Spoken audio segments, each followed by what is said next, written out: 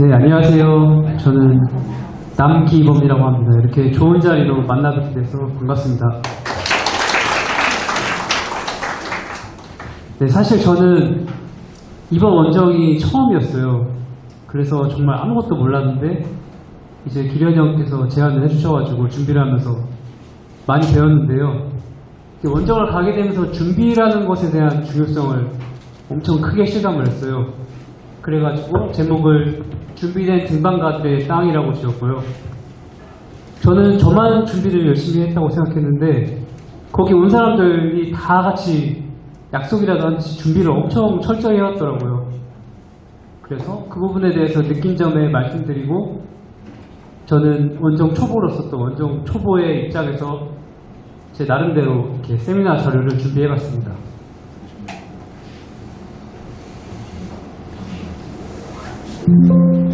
네, 그래서 앞서 계획을 발표해 주셔가지고 저는 이제 실제로 저희가 어떤 등반들을 했는지 실제 등반에 대해서 말씀을 드리고, 또 저희가 준비했던 내역들에 대해서 말씀을 드리고, 또 현재 기상 상황에 대해서 또 간단하게 말씀을 드리고요.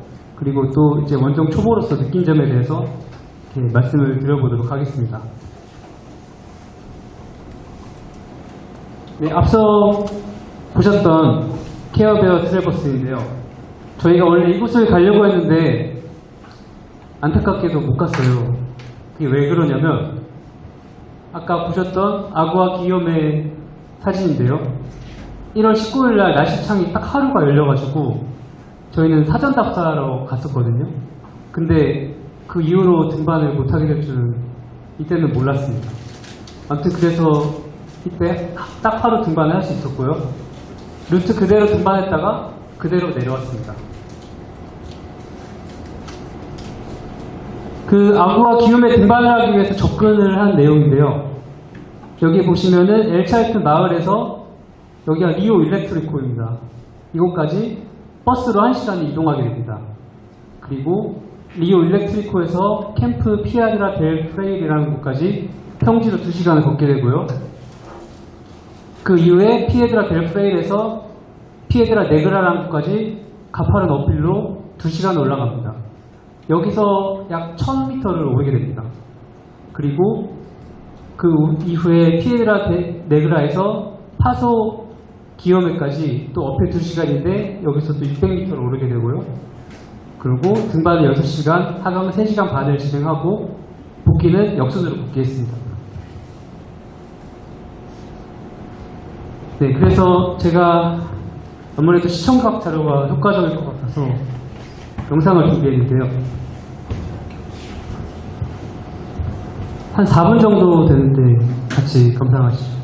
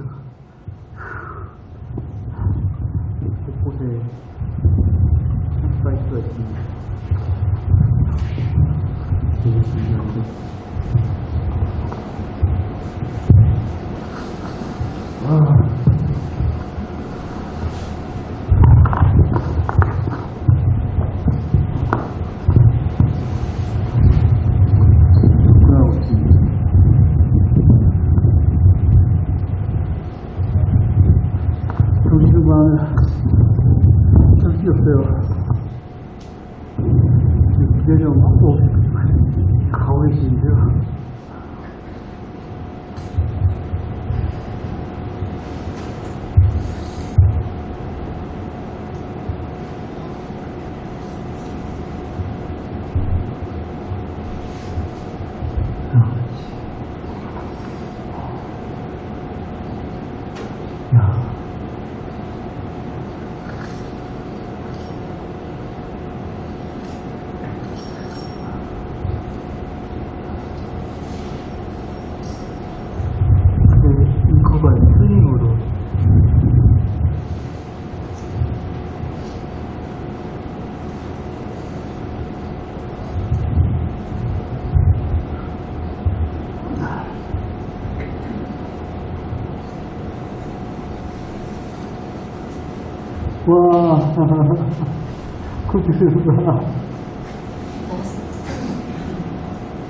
그렇구나.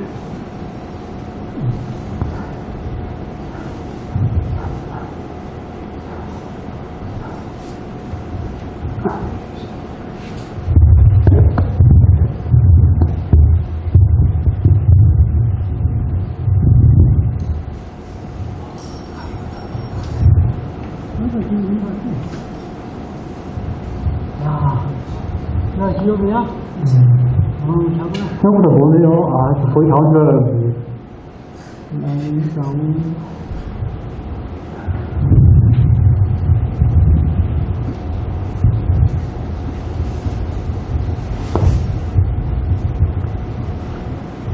와, 이게 세라토레예요.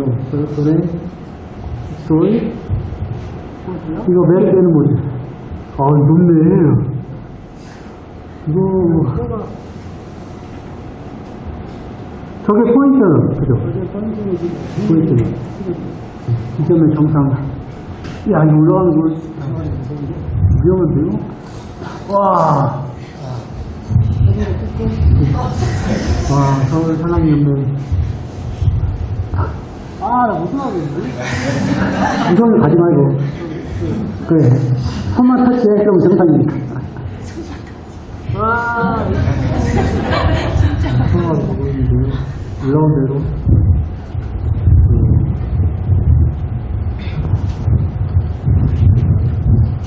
화방점 찾아서 트레버스 정치를 막 하고 있습니다.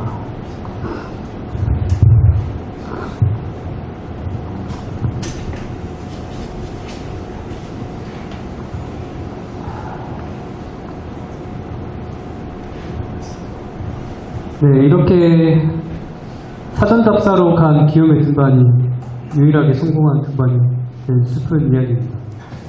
그래서 저희는 1월 19일날 딱 하루 날씨창이 있어가지고 전날에 피에드라 네그라에 강풍 맞으면서 접근을 했고요. 그래서 아침 7시 반에 이제 출발하려고 나왔는데 주위가 너무 조용한 거예요. 그래서 이 사람들이 다 자고 있나 싶었는데 알고 보니까 다들 새벽 2, 3시에 출발을 했더라고요. 그래서 저희가 좀 늦게 출발을 했는데도 불구하고 동시 등반을 통해서 6시간 만에 정상에 도착하게 됐습니다. 그래서 등반 중간에 만난 외국인들이랑 얘기를 많이 해봤는데 그 친구들이 어떻게 이렇게 빨리 왔냐고 놀라더라고요. 그리고 하강은 또 앞팀이 밀리고 또 40m 트래버스 구간을 하강하려면 거꾸로 다시 등반을 해야 돼가지고 그 구간에서 시간이 많이 오래 지체돼가지고 하강이 3시간 반 걸렸고요. 그리고 하강이 끝나고 하산을 하는데 이게 지형이 약간 모래랑 너덜바위가 섞여있는 지형인데 그 모래 아래 빙하가 깔려 있었더라고요. 그걸 모르고 미끄러져가지고 저는 손바닥에 엄청 크게 찰과상을 입고 기련이 형은 어깨 부상을 입게 되었습니다. 그리고 피에드라 네그라에서 텐트 정리를 하고 평지지대까지 내려왔는데 밤 12시였고요. 밤 12시에 이제 자려고 하는데 갑자기 캠프 주인이 와가지고 돈 내라고 해가지고 근데 그게 2명이 한 6만원 정도 하더라고요. 그래서 그 비싼 돈을 내고 잠을 잔 다음에 다음날 6시에 일어나서 다시 리오 일렉트리코로 돌아왔는데요. 그곳에서 차로 이동을 했기 때문에 저희가 돌아가야 되는데 버스를 예약을 못해가지고 히치하이킹을 했는데요. 아르헨티나가 히치하이킹에 되게 관대한 나라더라고요. 깜짝 놀랐어요. 돈도 안 받고 공짜로 태워주고 어디까지 가냐고 목적지까지 태워줘가지고 너무 감사했던 기억이 있습니다. 그래서 저희 등반에 대한 평가를 해보자면 성공 요인으로는 등반 속도가 아무래도 제일 큰 요소였던 것 같아요. 동시 등반을 안 했다면 저희가 늦게 나온 게 아마 실패 요인으로 작용하지 않았을까. 그리고 실패 요인으로는 부상을 입은 적이 있고요. 그래서 앞으로 개선 사항에 대해서 생각을 해봤는데 다른 팀처럼 새벽 2, 3시에 출발해가지고 동 트자마자 바로 등반을 시작하는 게 아무래도 제일 최선의 방법이 아닌가 싶습니다. 근데 날씨가 좀 많이 추워가지고 그 외국 애들한테 물어보니까 아침에 발이 차가워서 엄청 힘들었다고 하긴 했었는데요.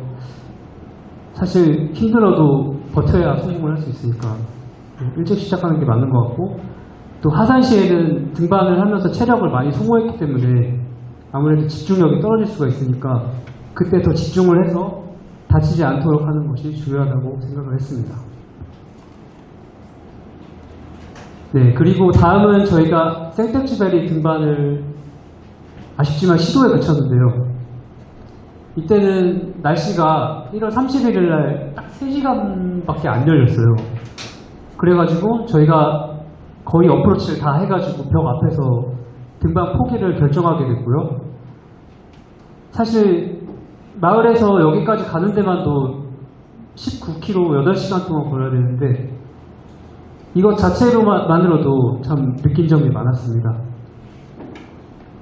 그래서 등반은 다음과 같이 진행되고, 그 석주와 지은이가 이미 만등을 성공해가지고 정보를 얻었기 때문에 조금 더 수월한 상태에서 시작을 했음에도 불구하고 등반을 포기를 결정하게 돼서 매우 아쉬웠습니다. 이 부분도 영상을 준비해 주세요.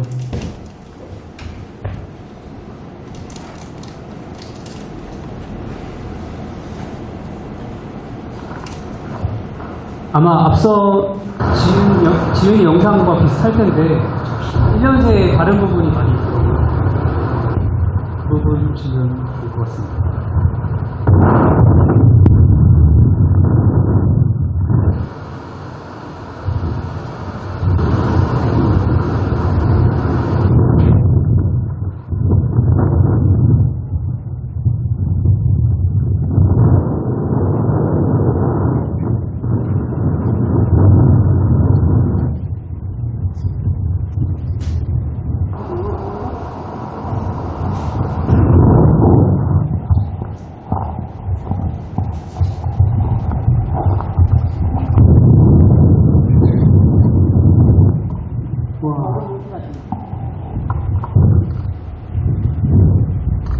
길이 어디야? 모르겠지.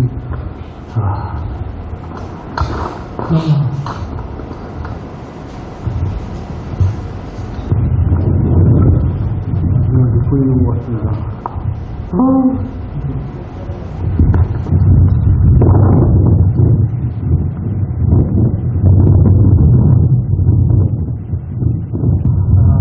진짜 손 장난 아닙니다.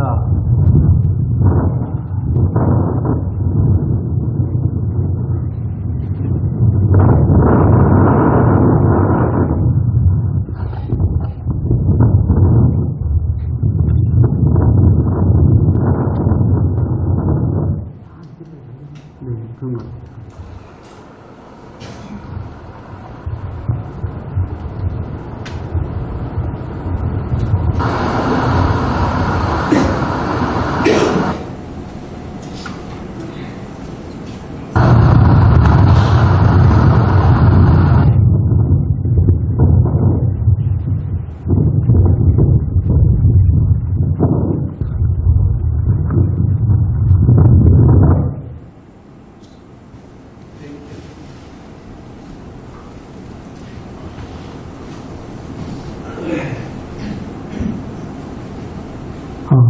네, 여기까지고요. 여정관 내용에 대해 말씀드리면 사실 1월 27일 날 1차 접근을 했었어요. 근데 이때 강풍이 너무 심해가지고 중간에 다시 돌아갔고요. 그리고 1월 31일 날 정오에 출발했는데 아침 일찍 출발하려고 했는데 비가 너무 많이 와가지고 정오에 출발했거든요. 근데 접근하는데 다들 날씨창을 기다려온 클라이머들이 엄청 많이 나왔더라고요. 그래서 그들과 대화하면서 너희들 어디 루트 가냐, 너 내일 날씨창 별로 안 되는데 등반할 수 있을 것 같아? 그러니까 그들도 확신을 하지는 못하더라고요. 근데도 다 같이 접근하는 모습에서 다들 필사적이구나 라고 생각을 했습니다. 그래서 니포니노 사이트에 도착을 하게 되는데요. 그곳에 자리가 꽤나 있는데도 사람들이 다 차 있어가지고 저희가 겨우 마지막 한 자리를 얻을 수가 있었어요. 그래서 니포니노에 텐트를 치고 그때 석주가 인리시로 날씨를 보내줬었는데 날씨창이 원래 6시간이었는데 3시간으로 바뀌었다고 해서 속상해하면서 잠에 들었습니다. 그리고 다음날 아침 6시에 일어나서 밖에 나왔는데 사람들이 등반을 하러 이미 떠났어야 되는데 한 2팀만 없고 나머지는 다 밥 먹고 있거나 아니면 그냥 멍 때리고 있더라고요. 다들 등반이 안 됨을 알고 있는 거죠. 그래서 저희도 등반을 포기를 결정했고 또 복귀를 하고 있는데 날씨창이 없는데도 그 시간에 들어오는 2팀이 있더라고요.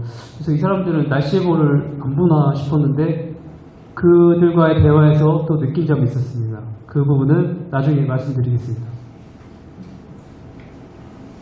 그래서 등반은 실패를 했지만 그래도 성공 요인으로 꼽자면은 저희가 하루 만에 니포니노에 도달한 게 아주 잘했다고 생각합니다. 왜냐하면 니포니노에 하루 만에 가는 게 사실 되게 쉬운 일은 아닌데요.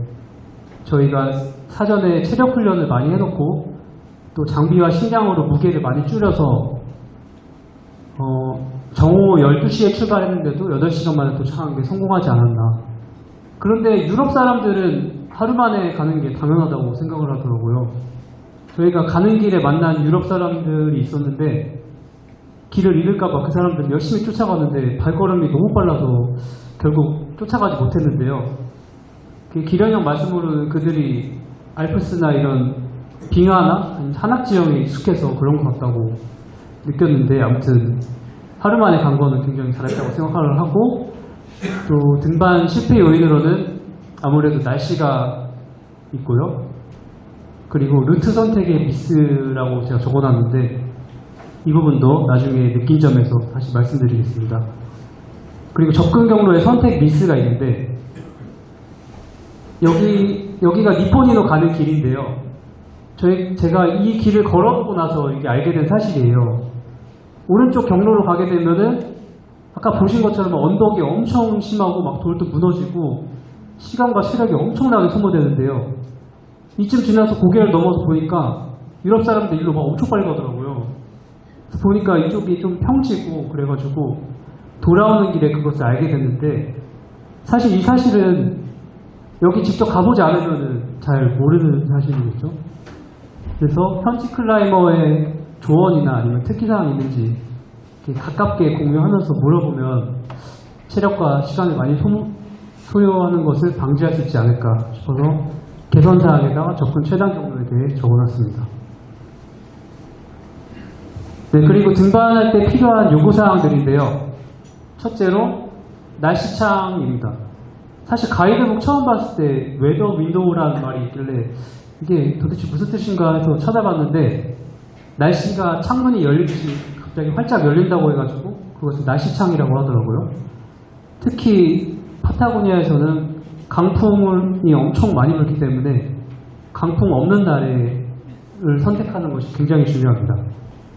그리고 이것은 저희 배낭인데요.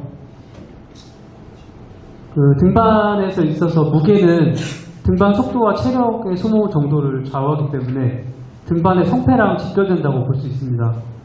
그래서 장비와 건조식 작고 가벼운 것을 준비해가지고 갔고요. 그리고 또 휴대용 정수기를 챙겨갔는데 이는 눈을 녹여가지고 물을 정수해서 먹기 위해서 가져갔고요. 물 무게 또한 굉장히 무거운 편이기 때문에 정수기를 가져갔는데 또 유럽 사람들은 그 고연이는 회색깔 물도 그냥 막 마시던데 그거 마셨다가 탈나면 이제 등반에 지장이 가기 때문에 저희는 정수기를 준비해갔고요. 그리고 정확한 루트 정보가 필요합니다. 가이드북이랑 인터넷으로 사전 조사를 한다고 열심히 했는데도 직접 가서 바위를 마주하게 되면 그 괴리에 굉장히 당황하게 되는데요.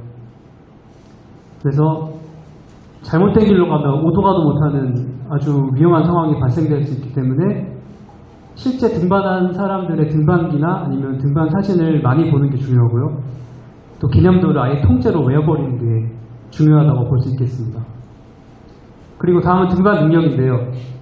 저는 기욤에 등반할 때 기련 형이 선등할 수 있는 기회를 한번 주셔가지고 6A 플러스 루트를 선등을 했었는데 갈림길에서 왼쪽은 엄청 좋아 보이는 크랙이고 오른쪽은 실크랙이었는데 제가 가진 캠을 보니까 캠이 많이 없어가지고 좋아 보이는 크랙으로 갔거든요.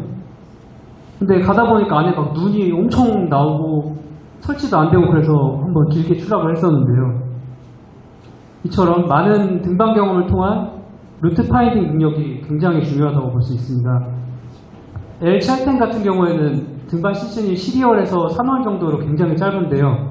그 이외의 구간은 등반이 이루어지지 않기 때문에 등반의 흔적이 다 지워진 상태여서 희미합니다. 그래서 길 찾는 능력이 굉장히 중요하고 또 크랙이나 이런 곳에 눈이 많기 때문에 알파인 등반 기술 또한 중요합니다. 그래서 저희가 준비해간 장비 내역인데요. 텐트랑 침낭 매트리스를 포함한 야영 장비를 비롯해서 개인 등반 장비 그리고 건조식 5일치까지 포함해서 한 배낭에 넣었습니다. 그래서 한 배낭에 15kg 정도를 맞추는데 굉장히 힘들었습니다. 그리고 저희가 가져갔던 건조식들인데요. 저는 개인적으로 피크 리퓨얼사의 이 치킨 페스토 파스타가 굉장히 맛있었습니다. 식사 시간이 기다리셔질 정도로 약간 요리 같은 맛이고요. 그리고 오니시 알팜이랑 요거는 렉팩이라고 이 안에 물을 넣어가지고 흔들어서 타먹는 건데 이것도 먹기 편하고 또 영양도 굉장히 높았습니다. 그래서 열량이랑 단백질 중량 이런 거 간단히 정리해봤는데 결론은 피크 리퓨얼사의 이 제품이 한국에서 보통 먹는 라면의 맛보다 중량이 가벼움에도 불구하고 단백질이 거의 2배입니다. 지금 이게 2회분이어가지고 나누기를 해야 되는데 가격은 6배지만 그래도 중량은 훨씬 가볍고 단백질도 좋고요. 그리고 현지에서 살라미랑 치즈랑 크래커를 조달해서 먹었습니다. 그래서 해외 제품이 라면의 밥보다 무게 대비 열량, 단백질이 높고 또 라면의 밥만 계속 먹으면 또 질리기 때문에 여러 가지로 또 기련을 준비해 주셔가지고 가져왔습니다. 네, 다음은 이제 저희가 원정 전에 훈련한 내용인데요. 주로 무게 등반 훈련 위주로 진행을 했어요. 왜냐하면 15kg 되는 무게를 들고 등반을 해야 되니까. 그리고 설상화 등반 훈련을 많이 했고요. 이 등반 시간을 줄여야 돼가지고 암벽화 갈아 신을 시간조차 줄이기 위해서 설상화를 신고 등반하는 훈련을 했고요. 그리고 추위 적응 등반 훈련도 했습니다. 보시면 여기 돌잔치길 이봉인데요. 배낭을 보시면 엄청 빵빵하죠. 이거는 인수봉 고독길에 눈 왔을 때 훈련한 내용인데 설상화를 신고 그리고 맨손으로 가셨는데 저는 손이 너무 아파가지고 장갑 끼고 하긴 했는데요. 그리고 다음은 인수리지 크랙이고 이때는 추위 적응 훈련이었고 한 3분 정도 됐었는데 장갑을 벗는 순간 너무 손이 시려워가지고 장갑을 계속 끼고 등반을 했습니다. 다행히 홀드가 좋아가지고 장갑 껴도 무리가 없었습니다. 그래서 제가 날씨 얘기를 많이 했는데 파타고니아 날씨가 도대체 어떤지 영상으로 준비를 살짝 해봤는데 사실 영상보다 실제가 훨씬 더 괴롭고 힘듭니다.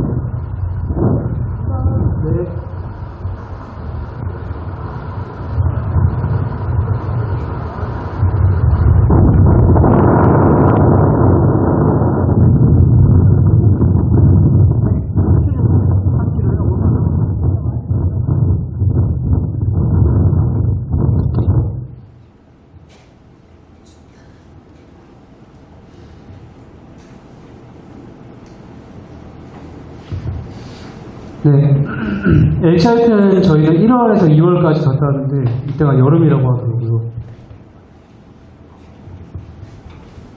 근데 진짜 10년치 바람을 한 30일 남짓한 시간에 다 맞은 거 아닌가 싶을 정도로 바람이 엄청 세고 평균 바람 세기가 한국에서는 찾아보기 힘든 12에서 14m/s입니다.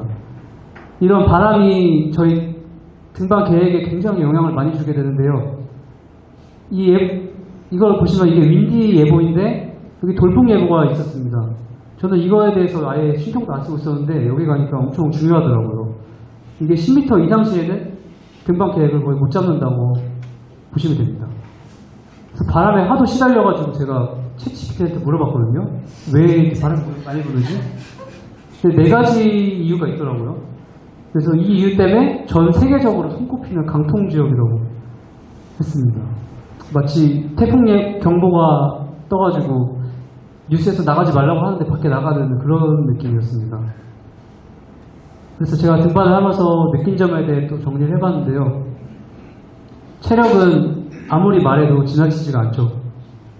파타고니아에서 어프로치 그나마 제일 짧은 파소 기욤에랑 니포니누를 갔다 왔는데도 체력적으로 약간 부담이 느껴졌어요. 만약에 사전 준비로 훈련을 하지 않았더라면 자고 일어나도 아마 피로가 안 풀려가지고 등반에 엄청 지장이 있을 것 같습니다. 그래서 체력이 엄청 중요하다고 느꼈고요. 다음은 루트 선택의 중요성인데요. 니포니노 접근할 때 만난 클라이머들에게 너희들 다 어디 가니라고 물어봤는데 한 명도 빠짐없이 다 메디알로 간다고 하더라고요. 근데 저희는 생텍쥐벨이었거든요. 근데 그게 다 이유가 있었더라고요. 메디알루나는 루트가 짧고 또 중간에 탈출이 가능하기 때문에 다들 메디알루나를 선택했고 저희는 치아로 디 루나 루트가 너무 하고 싶어서 거기를 정했었는데 사실 가고 싶은 것을 도전하는 것도 맞는데 날씨가 이렇게 좋은 상황이 거의 없는데 거길 간다고 모집하는 것도 어떻게 보면 욕심이 아닌가 싶어서 루트 선택의 중요성을 또 느끼게 되었습니다. 사실 부끄럽게도 저는 메디알루나라는 존재 자체를 몰랐었거든요. 근데 아마 사전 준비로 가이드북을 미리 살펴봤다면 선택을 했을 수도 있으니까 사전 준비의 중요성에 대해 또 느꼈고요. 그리고 다음은 니포니노에서 돌아오고 있는데 만난 사람들에 대한 얘기예요.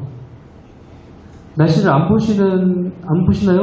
라고 물어볼 수도 없고 왜 지금 오세요? 라고 물어봤더니 미국 팀은 메디알루나가 이스페이스여가지고 바람이 불어도 등반이 가능할 것 같아서 온다고 하더라고요. 근데 이러한 사실들은 사실 경험해보지 않거나 아니면 엄청 잘하는 사람 아니면 모르겠죠. 그에 반면에 생텍쥐베리는 웨스트 페이스이기 때문에 바람의 영향을 아주 많이 받았을 것 같습니다. 그래서 현재 경험이 많은 클라이머들과 소통하는 것이 굉장히 중요하다고 느꼈고요. 또 그 뒤에 다른 2명은 그냥 장비를 대포하기 위해서 온다고 하더라고요. 그래서 장비 대포하면 등반은 언제 하려고? 당분간 날씨 안 좋은데 라고 물어보니까 포텐셜이라고 대답했는데 아마 잠재적으로 뭐 언젠가 하지 않을까 하는 마음에 오는 것 같아요. 근데 그마저도 다음에 미리 대포를 해놓고 체력적으로 이점을 가져가기 위해서 미리 준비해서 오는 거니까 기회는 준비된 자에게만 찾아온다. 그것을 엄청나게 느꼈습니다. 그리고 이 사진은 저희 일정이 마무리될 때쯤에 트레스호스 일출 트레킹을 갔는데 그때 눈이 엄청나게 많이 왔어요. 그래서 하단을 하고 있는데 일출이 끝나자마자 스키어들이 막 올라오는 거예요. 그 모습을 보고 이때다 싶어서 기회를 낚아채는 약간 맹수의 느낌을 받았습니다. 그래서 이들 또한 그 전날이나 그 전에 준비를 많이 했겠죠.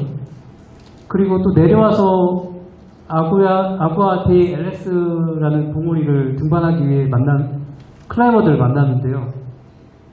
그들은 눈이 온 뒤에 잠깐의 날씨창을 노려서 또 그걸 낚아채러 온 야수죠. 그래서 아마 어프로치가 눈이 와가지고 굉장히 험하고 그럴 텐데 그걸 감수하고 또 오는 그런 도전 정신을 보고 굉장히 감명을 받았습니다.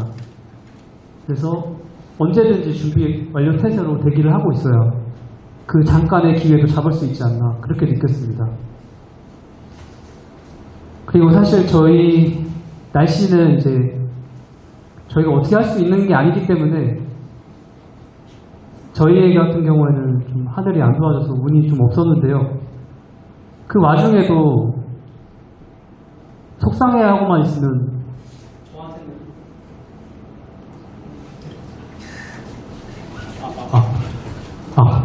네,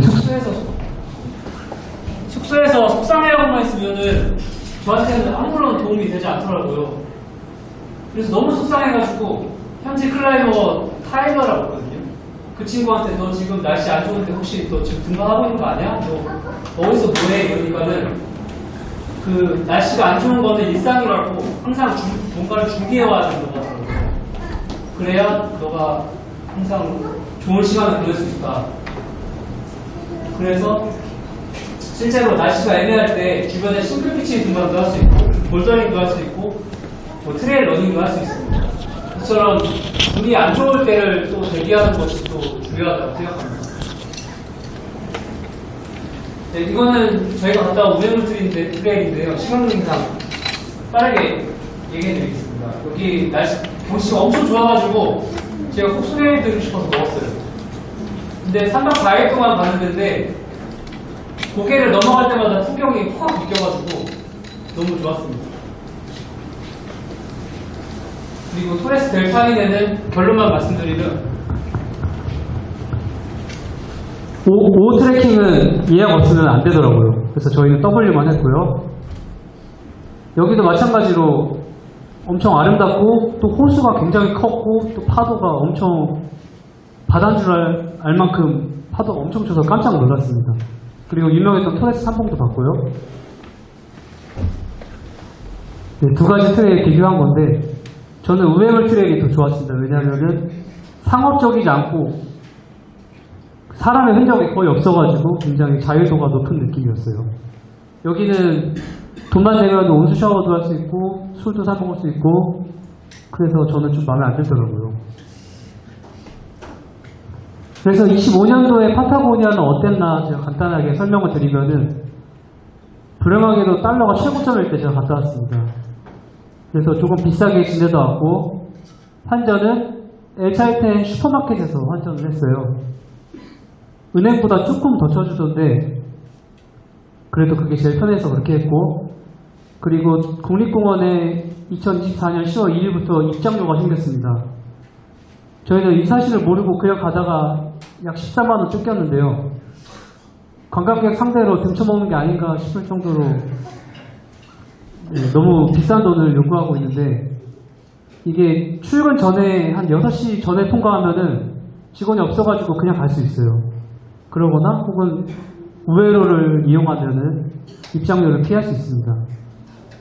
그리고 현지 물가에 대해 간단하게 말씀드리면은 버거킹에서 세트 2개 47,000원은 좀 너무하지 않나 싶고요. 외식비가 너무 비싸가지고 거의 못 먹었어요. 근데 마트에서 소고기를 파는데 그게 굉장히 질이 좋고 가성비가 좋았습니다. 아르헨티나는 소 머릿수가 사람 머릿수보다 많다고 하는데요.